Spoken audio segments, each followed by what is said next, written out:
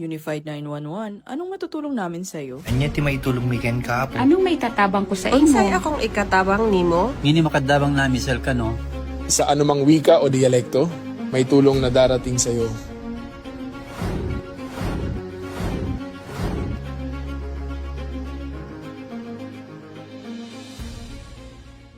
Lilingkod sa bawat Pilipino at magbibigay ng tamang impormasyon para sa tahimik at maayos na Pilipinas. Police News Network, alagad ng batas, tagapagtaguyod ng balitang pulis, sandigan ng mamamayan, patnubay ng katotohanan.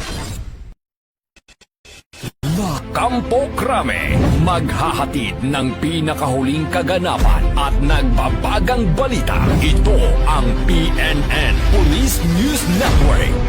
At ngayon, ang inyong mga tagapagbalita. Magandang araw, Bagong Pilipinas. Ako ang inyong alagad na batas, tagataguyod ng Balitang Pulis, Patrolwoman Sari Bernales. Maghahatid sa inyo ng tamang balita, kwento ng pulis at serbisyo para sa mamamayan. At ito ang PNP News Online, ang pangunahing balita ng Police News Network. Alagad ng batas, tagataguyod ng Balitang Pulis.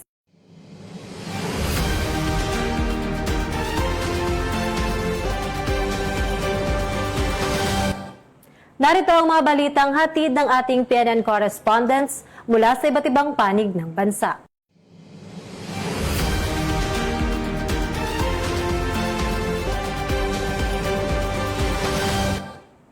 Isa sa mga scholar ng Project FIVE o Fighting Insurgency via Education ay nagtapos sa kolehiyo sa tulong ng Regional Mobile Force Company 5 sa Daraga Community College. Ang buong detalye ng report ay mula kay Patrolman Alexander Mata. Tuhang tagumpay ang naitala noong Mayo 29, taong kasalukuyan, nang makapagtapos sa kolehiyo ang isa sa mga scholar ng Project 5 o Fight Insurgency via Education, ang scholarship program ng Regional Mobile Force Battalion 5. Sa kabila ng mga hamon sa buhay, ipinamalas ng nasabing scholar ang matibay na determinasyon at sipag upang maabot ang kanyang pangarap. Ang kanyang pagtatapos sa kursong Bachelor of Elementary Education sa Daraga Community College ay hindi lamang personal na tagumpay, kundi simbolo rin ng bisa ng edukasyon bilang sandata laban sa kahirapan at insurhensiya. Ang Project 5 ay inisyatiba ng RMFB 5 na naglalayong bigyan ng libreng edukasyon at tulong pinansyal ang mga kabataang nagmumula sa mga liblib at apektadong lugar ng insurhensiya.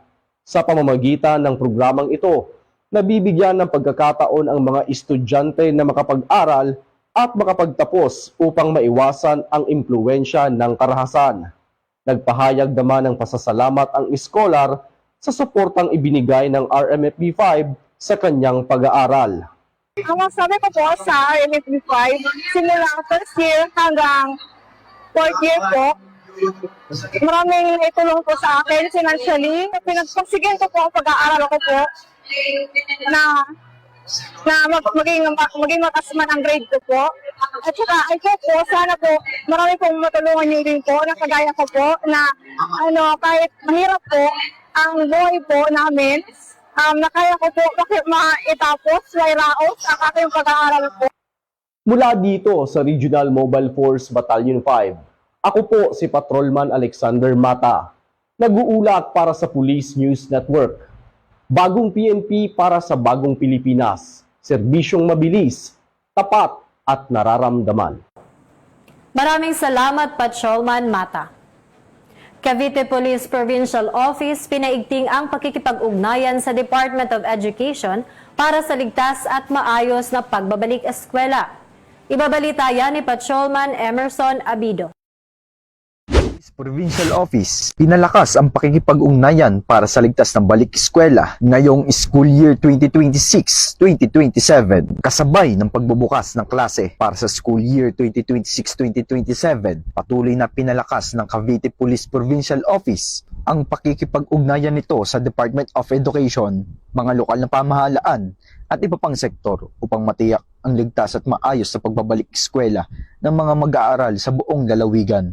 Bilang bahagi ng Oplan Balik Eskwela 2026, nagsasagawa ang Cavite PPO ng Information Dissemination Campaign sa pamamagitan ng social media at iba pang media platforms upang magbigay ng mga paalala sa kaligtasan, traffic advisories at crime prevention tips. Nakaantabay rin ng mga kapulisan sa mga paaralan at pangunahing lansangan upang tumulong sa pagpapanatili ng kaayusan, pagsasaayos ng daloy ng trapiko at agarang pagtugon sa anumang insidente. Ang inisyatibong ito ay bahagi ng patuloy na layunin ng Cavite PPO na mapanatili ang isang ligtas at mapayapang kapaligiran para sa mga mag-aaral sa pagbubukas ng bagong taon ng pag-aaral. Mula dito sa Cavite Police Provincial Public Information Office, ako ang inyong PNN correspondent, Patrolman Emerson Abido, alagad ng batas, tagataguyod ng Balitang Pulis. Maraming salamat, Patrolman Abido. 3 drug suspect arestado ng mga otoridad sa barangay Makabalan, Cagayan de Oro City. Yan ang ibabalita ni Police Corporal Joel Subsuban. Hinalang sangkot sa illegal na droga ang naaresto sa ikinasang bypass operation sa barangay Makabalan, Cagayan de Oro City nito lamang Hunyo 8, 2026 ng mga otoridad. Kinilala ang mga suspect na alias JR, 34 anyos, alias Ana, 35 anyos at alias JJ, 44 anyos, pawang residente sa Piaping Itom, Makabalan, Cagayan de Oro City. Pinangunahan ng RPDO Region 10 ang operasyon. Katuwang ang PDEA Regional Special Enforcement Team 10, City Intelligence Unit, Police Station 5, Kukpo, PNP DEG SOU 10, 1001st Maneuvering Company ng RMF Region 10 at Regional Intelligence Unit 10. Sa operasyon, nakumpiska ang humigit kumulang 200 gramo ng hinihinalang shabu na may tinatayang standard drug price na umaabot sa 1.36 million pesos. Na-recover din ng mga operatiba ang dalawang tig 1,000 pesos na bypass money at iba pang kagamitan na pinaniniwala ang ginagamit sa pagbibinta at pagre-repack ng illegal na droga. Ayon sa paunang investigasyon, 2 bisis na naaresto si alias GR sa mga kasong may kaugnayan sa illegal na droga. Samantala, sina alias Ana na kinikilalang live-in partner ni GR at alias JJ ay first-time offenders. Lumabas din sa investigasyon na ang mga hininalang illegal na droga ay nagmumula pa umano sa Marawi City at dinadala sa Cagayan de Oro para ipamahagi sa iba't ibang lugar dito sa lungsod.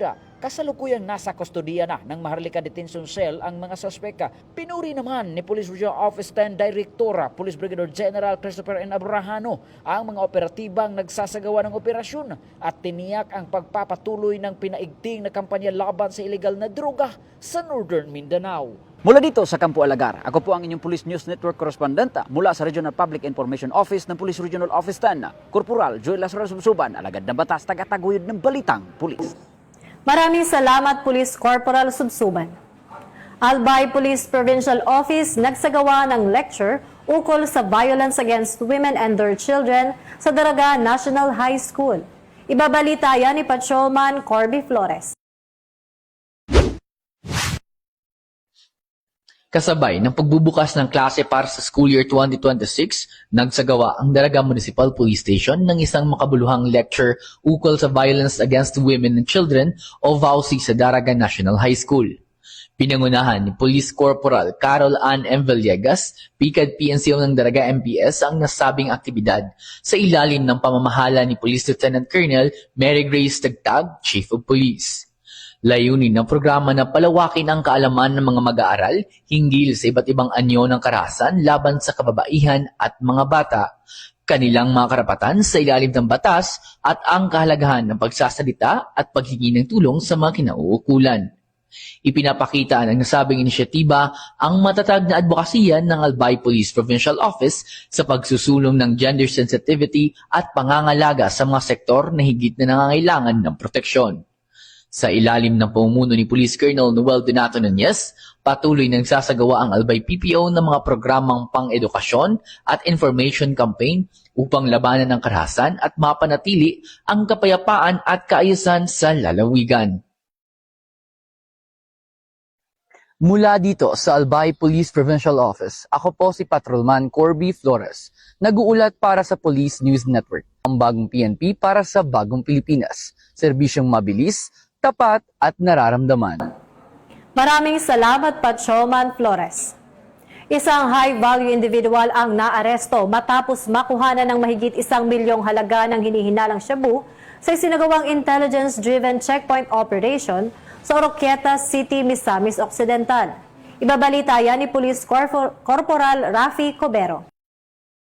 Halaga ng hinihinalang iligal na droga ang nasabat ng mga otoridad sa isang intelligence-driven checkpoint operation sa Oroquieta City, Misamis Occidental. Isang high-value individual o HVI ang naaresto matapos umano'y makuhanan ng mahigit 1 milyong pisong halaga ng hinihinalang shabu sa Barangay Pines, Oroquieta City, Misamis Occidental, gabi ng Hunyo 9. Kinilala ng mga otoridad ang sospek sa alias Namon, 42 anyos na lalaki, walang trabaho at residente ng Barangay Eastern Plaridel, Misamis Occidental. Pinangunahan ng Oroquieta City Police Station ang operasyon sa Border Control Point Checkpoint sa koordinasyon ng Provincial Intelligence Unit ng Misamis Occidental, Provincial Drug Enforcement Unit at Plaridel Municipal Police Station. Bandang alas 11 ng gabi nang dumaan sa checkpoint ang isang puting Ford Everest. Napansin umano ng mga pulis na may inihagis ang sospek sa kalsada habang papalapit sa checkpoint. Dahil sa kahina-hinalang kilos nito, agad na sinuri ng mga operatiba ang mga itinapong bagay. Sa beripikasyon, natuklasang ang mga ito ay naglalaman ng puting kristalinong substansya na hinihinalang shabu. Dahil dito, isinailalim sa mas masusing inspeksyon ang sospek at ang sasakyang kanyang minamaneho. Sa operasyon, na-recover ng mga otoridad ang iba't ibang laki ng heat cell plastic sachets na naglalaman ng hinihinalang shabu, kabilang ang 6 na extra large sachets, 2 large sachets, 11 rectangular sachets, at 10 maliliit na sachets. Nakumpiska rin ang mga bag at drug paraphernalia at ang Ford Everest na sinasakyang sasakyan ng sospek. Umabot sa humigit kumulang 160 gramo ang kabuang timbang ng mga nakumpiskang hinihinalang iligal na droga na may katumbas na standard drug price na umaabot sa mahigit 1.08 million pesos. Patuloy naman ang dokumentasyon at inventory ng mga nakumpiskang ebidensya habang inihanda ang pagsasampa ng kaukulang kaso laban sa sospek dahil sa paglabag sa Republic Act 9165 o Comprehensive Dangerous Drugs Act of 2002. Ang pagkaaresto sa suspect at pagkasabat ng mahigit 1 milyong pisong halagang hinihinalang shabu ay patunay na nanatiling matatag ang aming kampanya laban sa iligal na droga. Patuloy naming paigtingin ang intelligence-driven operations at checkpoint activities upang mapigilan ang pagpasok at pagkalat ng ipinagbabawal na gamot sa aming komunidad. Hinikayat din namin ang mga publiko na magkipagtulungan at magbigay ng impormasyon upang sama-sama nating mapanatili ang kapayapaan at kaayusan. Patuloy rin ang panawagan ng PRO10 sa publiko na makipagtulungan sa pamamagitan ng pagbibigay ng impormasyon laban sa mga sangkot sa iligal na droga. Bagong PNP para sa bagong Pilipinas. Serbisyong mabilis, tapat at nararamdaman. Mula dito sa PRO10 Misamis Occidental Police Provincial Office, ako ang inyong Police News Network Correspondent, Police Corporal Rafi P. Cobero, alagad ng batas, tagataguyod ng balitang pulis.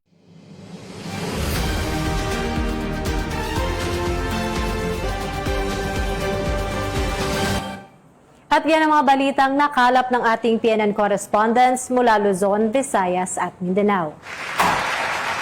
Para sa mas malawak at mabilis na ulat ng mga balita, huwag kalimutang i-like, follow and share ang aming Facebook account ng Police News Network at sa Twitter account para sa mga real-time updates at YouTube channels para sa mga live stream at replays.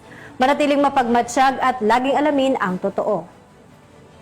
Sa ngalan ng pamunuan ng Philippine National Police sa pangunguna ni Chief PNP, Police General Jose Melencio Nartates Jr. at sa pamumuno ni President Ferdinand Bongbong Marcos Jr., kami ay maglilingkod sa bawat Pilipino at magbibigay ng tama at balanseng balita.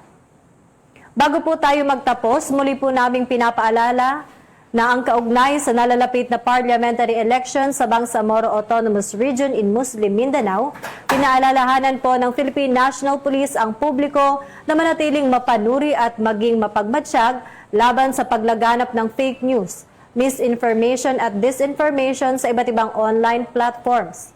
Labanan ng fake news sa BARM.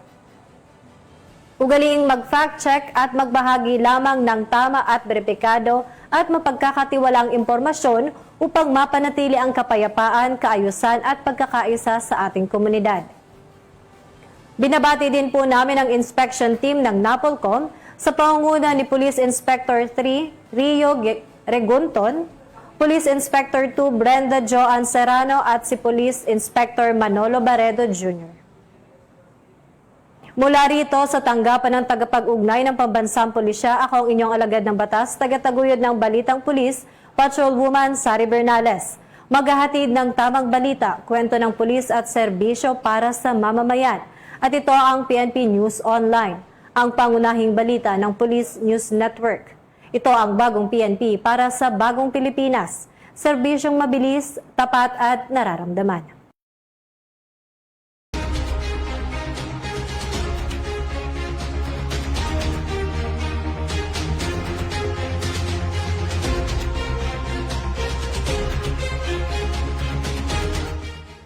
Police News Network, alagad ng batas, tagapagtaguyod ng balitang pulis.